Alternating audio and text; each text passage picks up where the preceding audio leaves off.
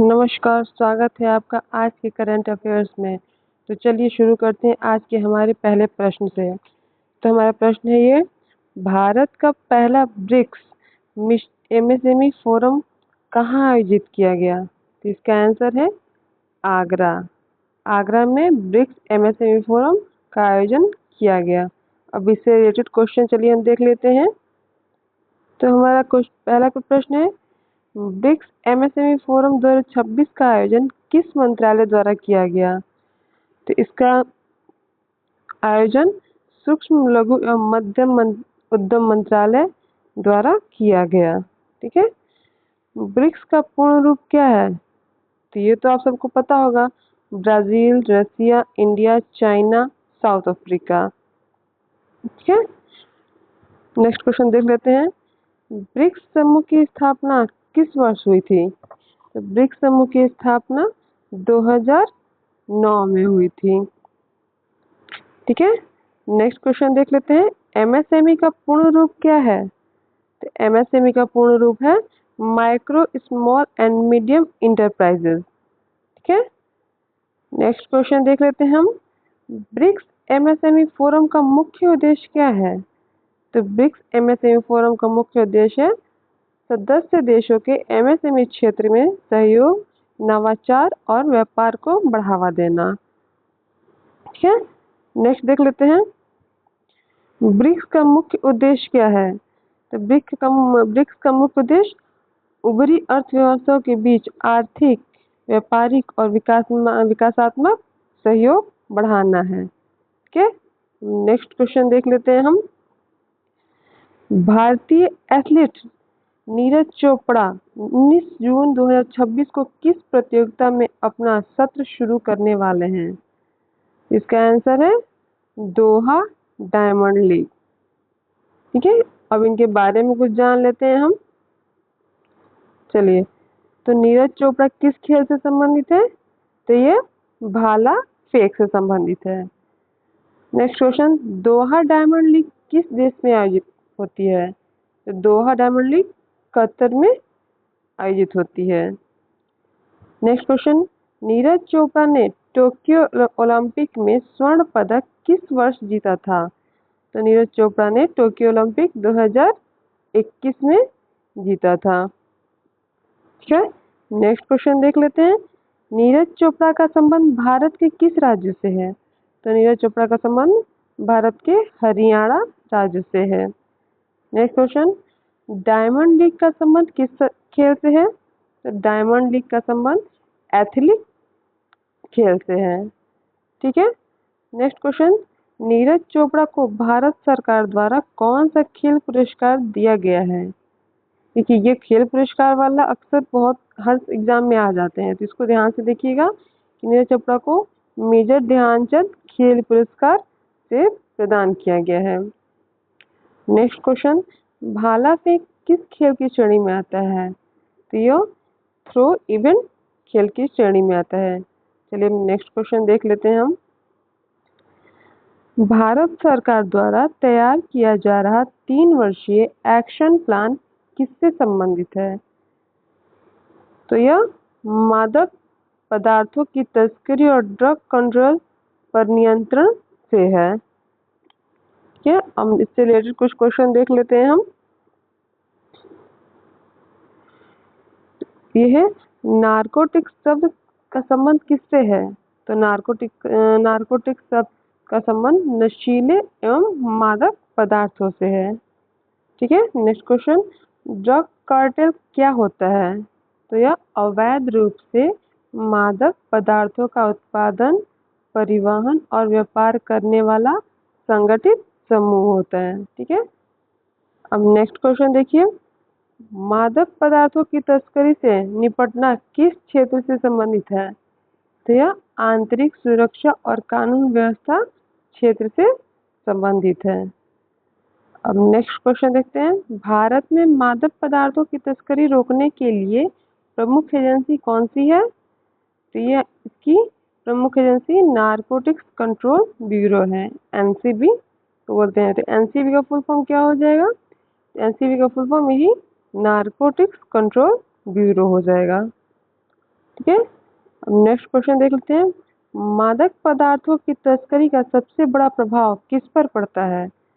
तो मादक पदार्थों की तस्करी का सबसे बड़ा प्रभाव युवा के स्वास्थ्य, समाज एवं राष्ट्रीय सुरक्षा पर पड़ता है। ठीक है।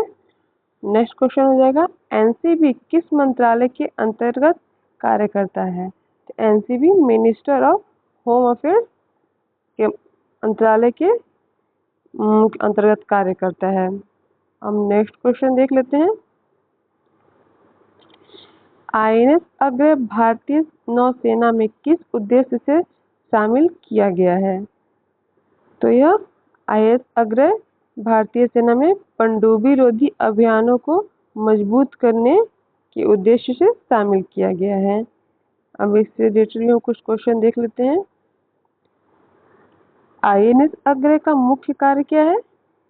तो आईएनएस अग्रय का मुख्य कार्य दुश्मन की पनडुब्बियों को पता लगाना और उन्हें निष्क्रिय करना है। ठीक है। अब नेक्स्ट क्वेश्चन देख लेते हैं, एएसडब्ल्यू का पूरा नाम क्या है? एएसडब्ल्यू का पूरा नाम एंटी सबमरीन वॉरफेयर है। ठीक है। आईएनएस अग्रय किस सेना से संबंधित है? तो आईएनएस अग्रय भारतीय सेना से संबंधित है। नेक्स्ट क्वेश्चन देखते हैं, आईएनएस अग्रय को भारतीय नौसेना में कब शामिल किया गया? तो आईएनएस अग्रय को भारतीय नौसेना में जून 2026 में शामिल किया गया। ठीक है। नेक्स्ट क्वेश्चन देख लेते हैं, आईएनएस अग्रय के शामिल होने से भारत की कौन सी क्षमता मजबूत होगी? तो आईएनएस अग्रय के शामिल होने से भारत की समुद्री सुरक्षा और पनडुब्बी रोधी क्षमता मजबूत होगी। आरना क्लासेस युद्धपोत का मुख्य उद्देश्य क्या है? इसका मुख्य उद्देश्य उथले समुद्री क्षेत्रों में पनडुब्बी रोधी अभियान चलाना है। ठीक है। अब नेक्स्ट क्वेश्चन देख लेते हैं, भारतीय नौसेना का मुख्यालय कहाँ है? इसका मुख्यालय न्यू दिल्ली है। ये मुख्यालय अक्सर हर एग्जाम में आ ही जाते हैं, तो इसको आप ध्यान से याद रखिएगा। ठीक है।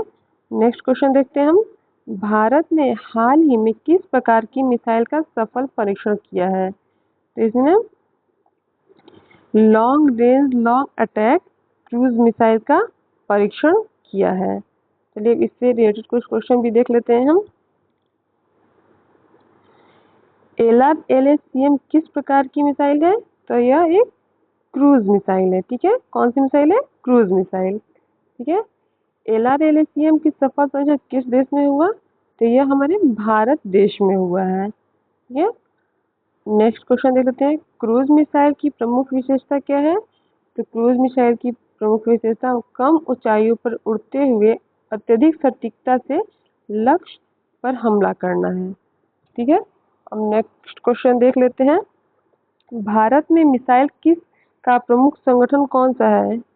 भारत में मिसाइल का विकास का प्रमुख संगठन Defence Research and Development Organisation को DRDO को बोलते हैं, उसका है।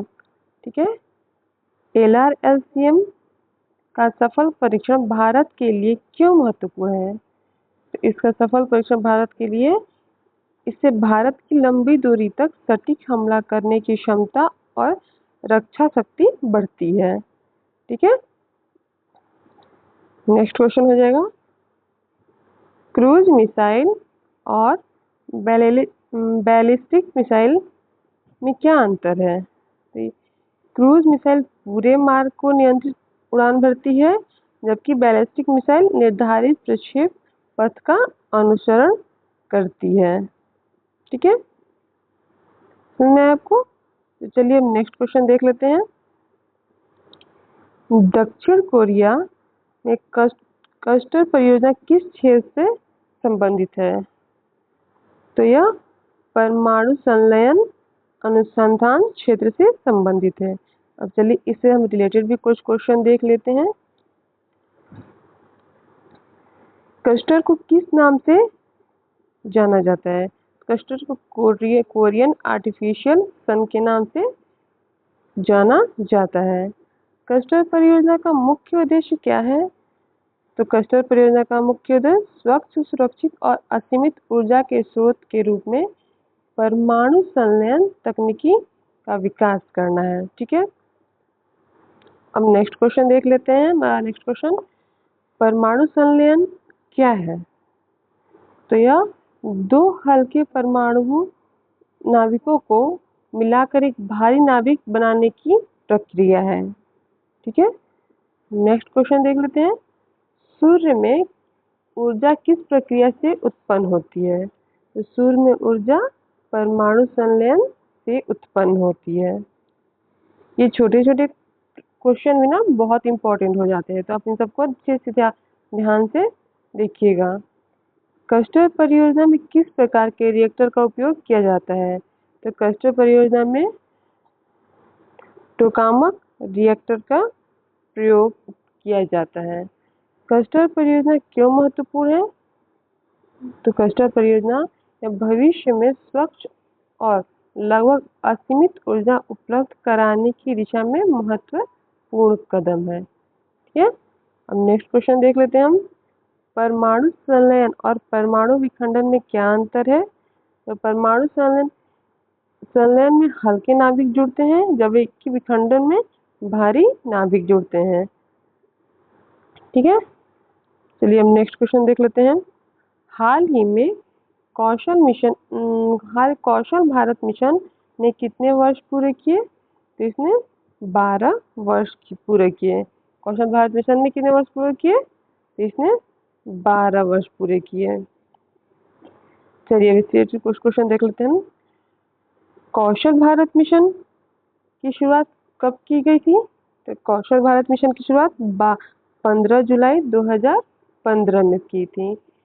कौशल भारत मिशन का मुख्य उद्देश्य क्या है? कौशल भारत मिशन का मुख्य उद्देश्य युवाओं को रोजगार मुक्त कौशल प्रशिक्षण प्रदान करना है। ठीक है, नेक्स्ट क्वेश्चन देख लेते हैं। हमारा क्या है? कौशल भारत मिशन किस मंत्रालय के अंतर्गत संचालित किया जाता है? तो कौशल भारत मिशन कौशल विकास और उद्यमिता मंत्रालय के अंतर्गत संचालित किया जाता है। ठीक है, नेक्स्ट क्वेश्चन देख लेते हैं। कौशल भारत मिशन का शुभारंभ किस प्रधानमंत्री ने किया था? तो इसका शुभारंभ हमारे नरेंद्र मोदी जी ने किया था। कौशल भारत मिशन का मुख्य उद्देश्य भारत को किस रूप से में विकसित करना है? तो कौशल भारत मिशन का मुख्य उद्देश्य विश्व की कुशल कार्यबल की राजधानी के रूप में विकसित करना है। विश्व युवा कौशल दिवस कब मनाया जाता है? तो विश्व युवा कौशल दिवस 15 जुलाई को मनाया जाता है। ठीक है, 15 जुलाई। तो ये रहा हमारे आज के कुछ करंट अफेयर्स जो इम्पोर्टेंट है। और वीडियो आपको पसंद आया हो तो लाइक कीजिएगा, चैनल पर नए हैं तो सब्सक्राइब करना ना भूलें। मिलते हैं हम नेक्स्ट वीडियो में, तब तक के लिए धन्यवाद।